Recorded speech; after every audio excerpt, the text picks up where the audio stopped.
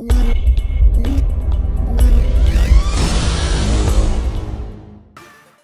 up everybody, AkaTheCoot here, and this is the second video in the How to Get Gold in the Adventures of Wildstar. This is War of the Wilds, and as you can see here, this is roughly the path that you will be taking in order to achieve gold in the easiest way possible. Now I say the easiest way possible and not guaranteed because War of the Wilds has a few little curveballs they like to throw at you, and it's not a guaranteed thing that you'll get gold, but this is the path that we have found in Darkhand that will definitely give you the best odds to get gold. So right away you're going to be running and attacking the first flag that's right in front of you.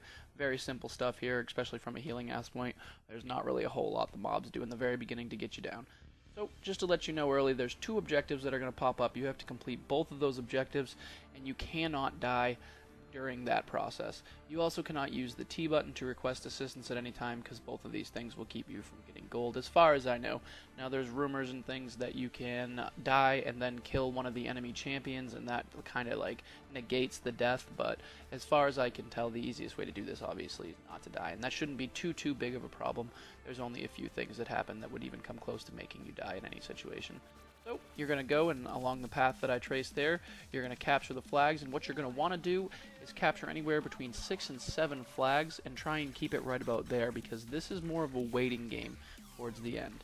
You're going to be letting your mobs get to a certain point. You don't want them to get too far because you actually have to wait to do at least 2 of the optional objectives, like I said earlier. So at one point in this, you'll see that we actually kind of just stand around for a few seconds, but that's just part of what you have to do in order to get the objectives done.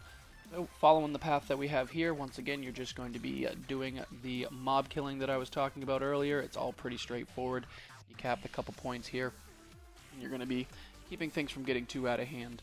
Take this trail around here, and when you get to this mountain pass will be the first time that you should run into any kind of situation where there's more mobs.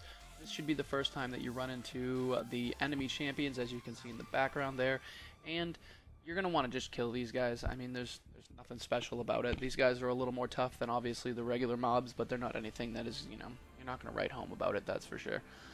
It can get a little tough on a healer. I don't know how hard it is on an Esper healer because I don't really know or understand the mechanics of the Esper healer as well as I do the medic, but I know from an AoE standpoint in these confined little areas it gets a little tougher. But at this point in this video, I don't even believe that I have a single epic item yet. I just got my PvP rating high enough to where I can start doing that because, you know, I like PvP more. But so letting you know that you don't have to be super geared to be healing in these type of things. I mean, obviously the better the tank you have, the better you're going to be, but either way, this fight takes a little bit, and the reason for that is some of the optional objectives are to kill the enemy champions, so they kind of want to make it a little more difficult for you.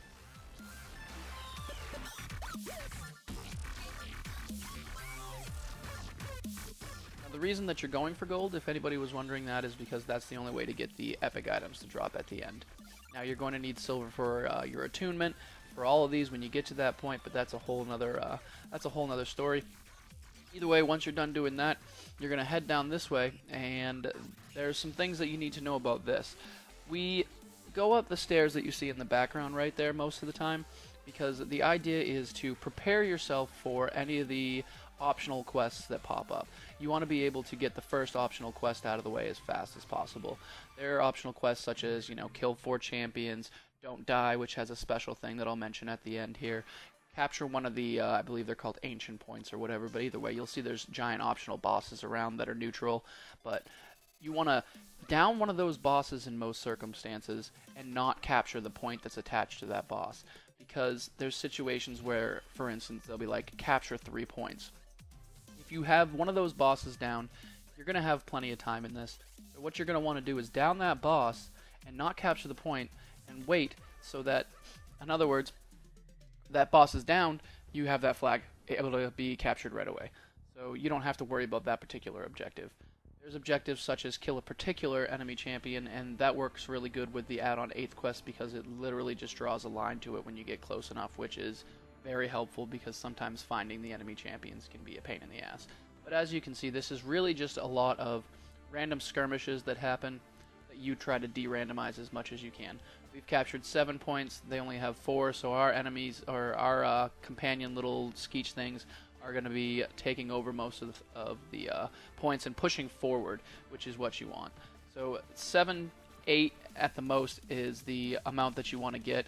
We've already completed the optional side quest. I believe it was to kill 4 people. But as you can see here, we're doing what I said earlier. And we're heading up towards the mob boss that's up there, but because the enemies were pushing so far here, we decided that we'd go for this optional boss instead. So there's the ice guy that's up the stairs, but there's this guy right here, and what we're doing is, like I said, preparing to capture the point that's behind him right there, if that is what we actually have to do.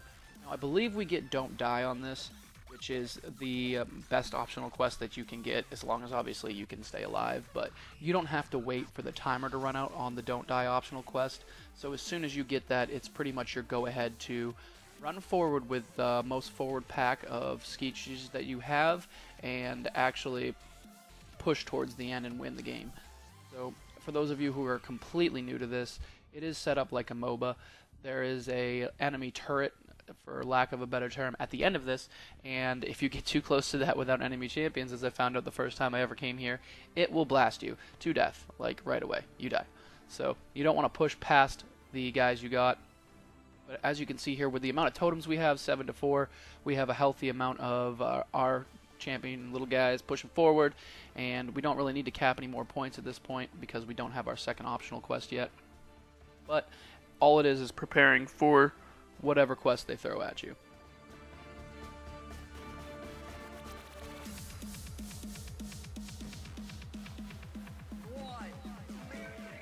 You can see, because we have it set up and we have all the points we need, we're really just waiting for the second optional quest. I don't know if this is something that Carbine and the people at Wildstar are going to eventually change, but in order to get gold you need 2 optional quests, so there isn't really a whole lot you should do. You should be prepared at this point before your second optional quest to not have to worry too much. You should be sitting here letting it happen. We pop what we want, obviously. We get it, and there's nothing else to do but push to the end.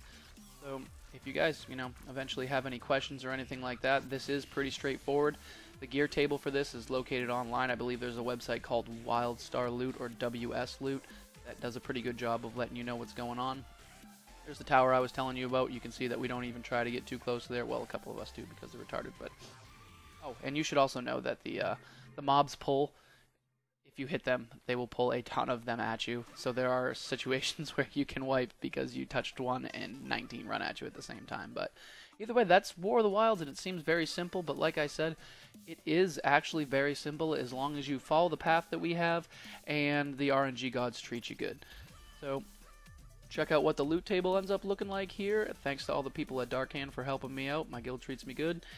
And feel free to apply at the-darkhand.com. We are actually currently accepting new people, so if you guys are interested in hardcore PvP and endgame PvE, check it out.